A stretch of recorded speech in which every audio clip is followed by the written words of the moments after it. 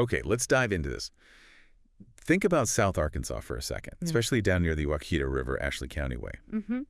Now, picture the landscape, but it's covered in these humps. Lots of them.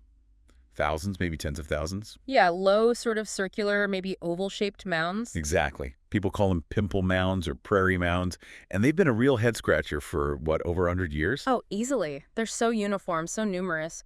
Some early scientists just called them inexplicable mounds. Threw their hands up, basically. Right.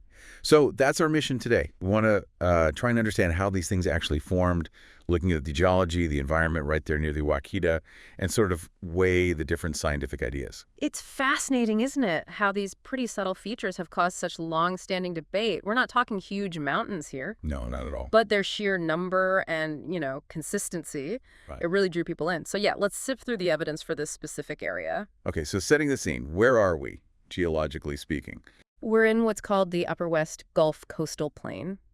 Think gently rolling hills, flat areas, basically old coastal sediments. And the mounds, these Pimple Mounds, they have specific spots they like. Very much so. They're mainly on these older land surfaces, terraces, like old floodplains left high and dry as the rivers cut down over time. Ah, okay, like steps leading down to the current river. Exactly. And specifically, they favor a really old set called the Prairie Terrace Complex. We're talking, maybe 110,000 to 210,000 years old. Wow, that's ancient. Yeah, these were the floodplains for the ancestors of the Arkansas, Mississippi, and crucially for us, the Ouachita Rivers. And modern tech helps us see this better. Oh, absolutely. LiDAR, laser mapping from the air, it cuts through the trees and shows these clusters incredibly clearly, right along the Ouachita and its tributaries, sitting on those older terraces. That's a big clue then. They're on the old stable stuff. It really is. And they're not generally found on the active floodplains, the areas that still flood today. That strongly suggests whatever formed them needed a stable surface for a long time. Makes sense. And another interesting point, while they're mostly on these younger Ice Age or post-Ice Age sediments, sometimes you find them sitting on top of much, much older rocks, too. So it wasn't the deep bedrock causing them. Doesn't seem like it. The process happened higher up, closer to the surface, regardless of what was way down below. Gotcha. And you mentioned there's a fault line nearby. Yeah, over in eastern Ashley County, there's the Saline River Fault Zone. We should keep that in mind when we talk about earthquakes later. Okay. But first, the ground itself, the soil, what's going on there? Right, so across much of this area, especially on those older terraces, there's a blanket of wind-blown silt. It's called loess. Lophis, like dust. Pretty much, yeah. Fine silt carried by the wind. It's usually maybe 1/2 meter, 2 meter thick. You see it clearly in places like the Crosset Experimental Forest down there. And specific soils are linked to these mounds. Often, yeah. Names like Bird, Providence, silt loams. They pop up a lot in mounded areas, not just in South Arkansas, but up in the Northwest, too. Okay, but here's a key thing you mentioned earlier, the loess thickness. Ah, yes. This is really telling. When they've measured it, the loess is consistently thicker on the mounds themselves, like maybe 1.5 meters thick, Compared to... compared to maybe only 1/2 meter thick in the low areas between the mounds.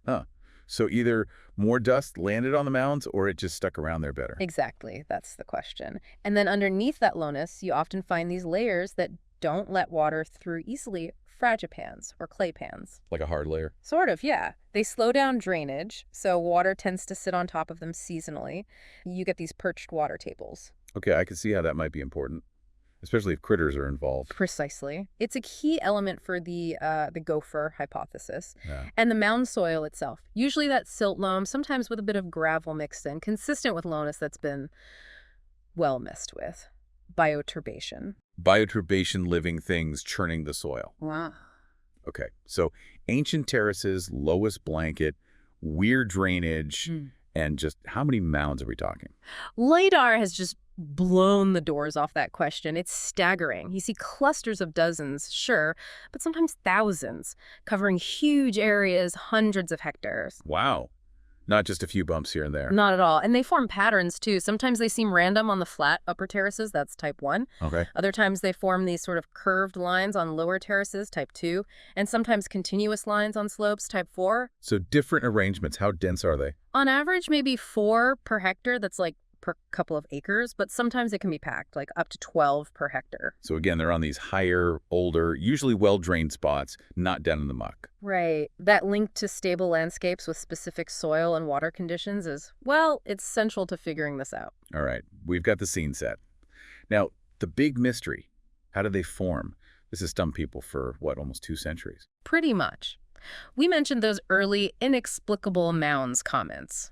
But over time, several main hypotheses have emerged. Let's break them down. Okay, broadly, you can group them. 1, anthropogenic, meaning humans made them, indigenous peoples. Like burial mounds or something. That's often the first thought, yeah. Second group, biogenic, living things did it. Burrowing animals are the main suspect, especially pocket gophers, maybe ants or termites in some theories. Okay, animals. What else? Then you have a whole suite of geologic ideas, erosion carving them out, deposition building them up, maybe rivers, maybe wind, seismic stuff like earthquakes, even weird ice age-related processes, paraglacial stuff. So lots of possibilities. Is there one winner? Not really. There's no single theory everyone agrees on for all mounds everywhere.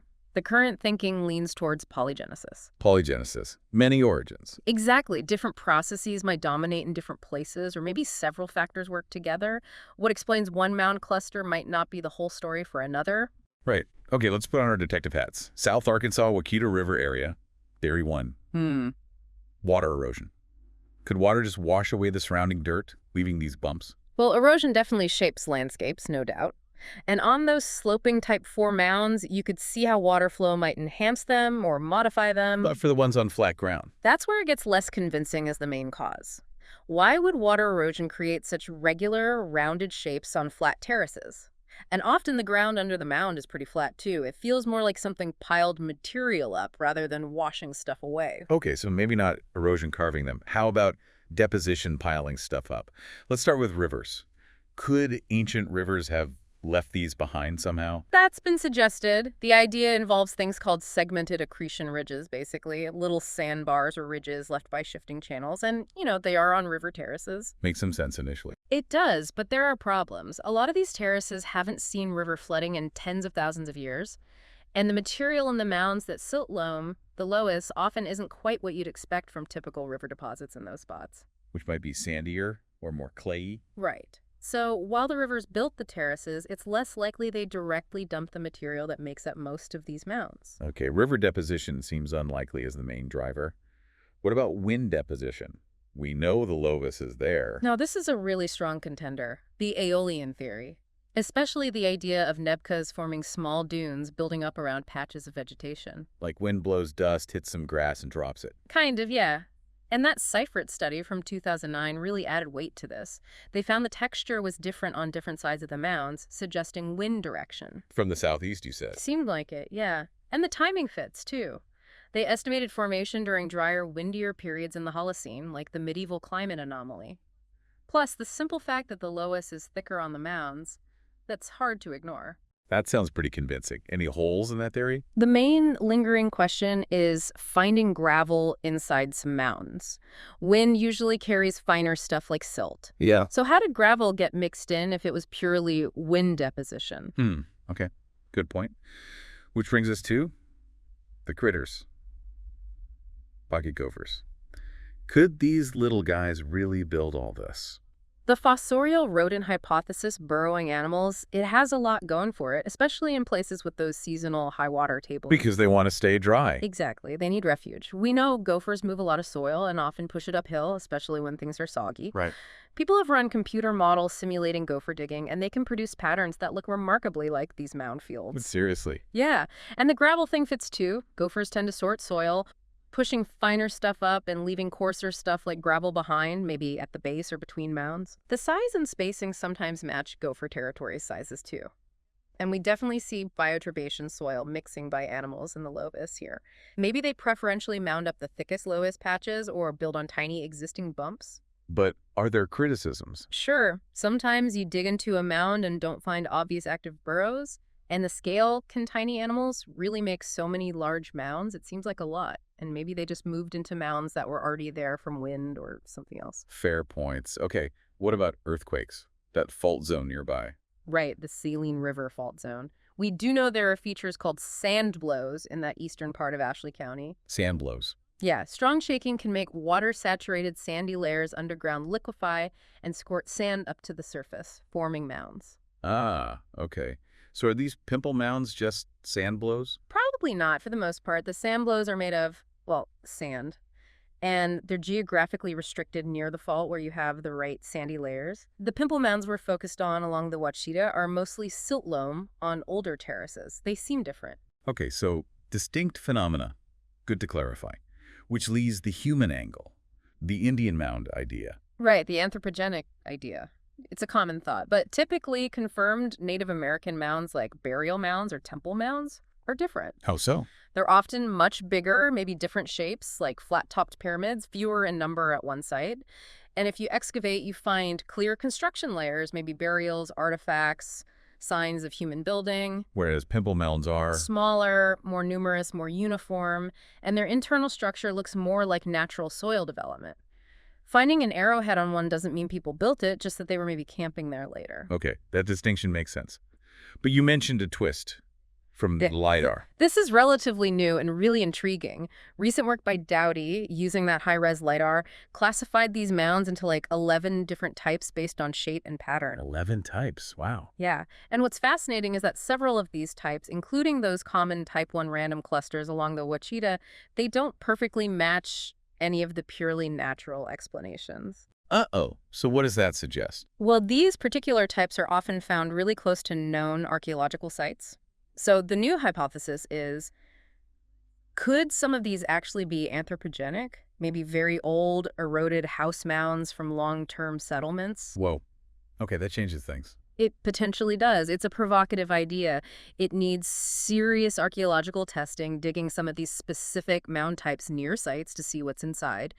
Are they natural mounds people lived on, or were they actually built up, even subtly, by human activity over time? That's a huge question. What about the other weird ideas? Gas vents, ice ages. Generally less favored for these widespread patterned mounds. The geology and climate history don't really support major ice age effects here, and things like gas vents just don't seem to fit the scale or characteristics nearly as well as the wind gopher combination, or now potentially this human modification angle for some. Okay, so synthesizing all this for the Ouachita River area mounds in Ashley County, what's the most likely story? The strongest picture seems to be an interplay. You start with those stable old terraces. Wind blows in the lowest, blanketing them, maybe thicker in some spots, or accumulating around plants during dry times, the Nebka idea. Mm-hmm. Then you have those impermeable layers underneath, causing soggy conditions seasonally.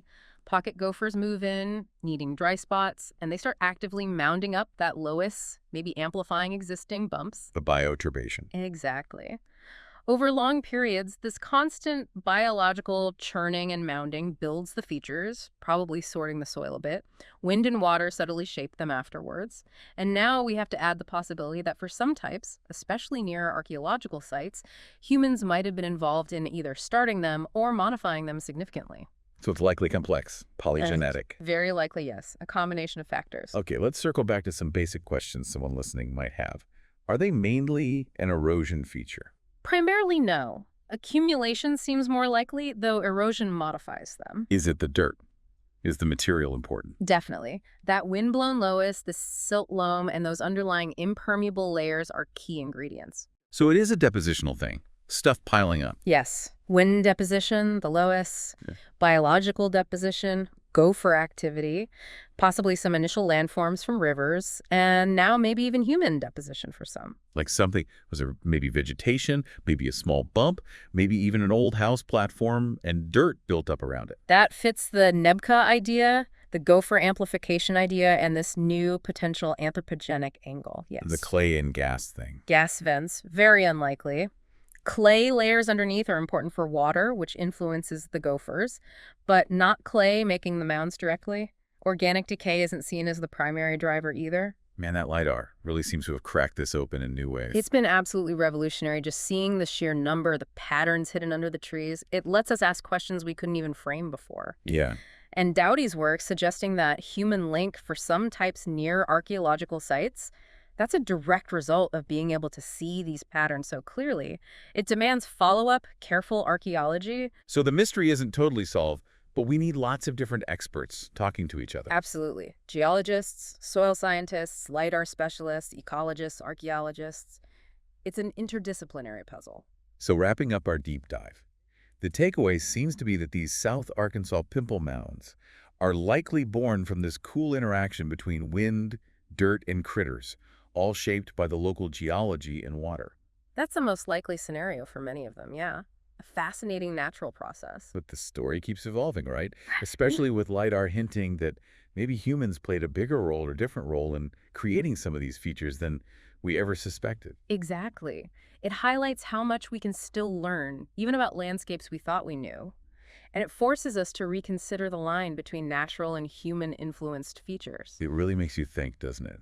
These little bumps, seemingly just part of the scenery, they might hold these incredibly deep stories about climate change, animal behavior over millennia. And perhaps hidden histories of how people interacted with and shaped this land long ago.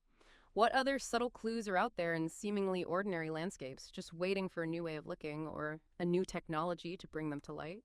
Makes you want to look a little closer next time you're out, doesn't it?